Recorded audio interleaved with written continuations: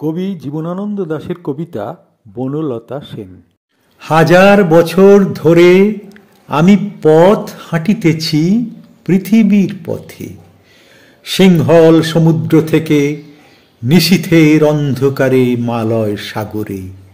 অনেক ঘুরেছি আমি বিম্বিসার অশোকের ধূসর জগতে, সেখানে ছিলাম আমি।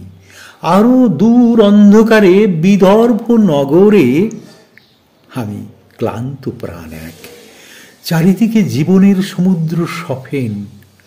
আমারে দুদণ্ড শান্তি দিয়েছিল নাটোরের বনলতা সেন।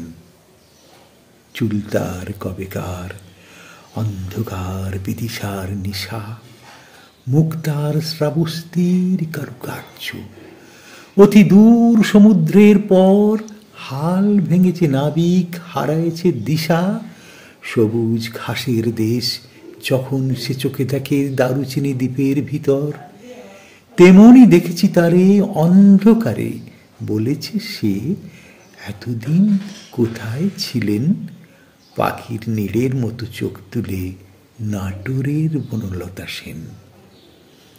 সমস্ত দিনের শেষে শিশিরের শব্দের মতন সন্ধ্যা আসে, ডানা রৌদ্রের গন্ধ মুছে ফেলে চিল।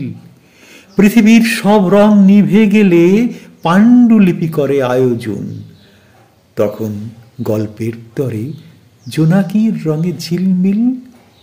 সব পাখি ঘরে আসে, সব নদী ফুরায় এ জীবনের সব লেনদেন। থাকে শুধু অন্ধকার, মুখোমুখি বসিবার বনলতা সেন।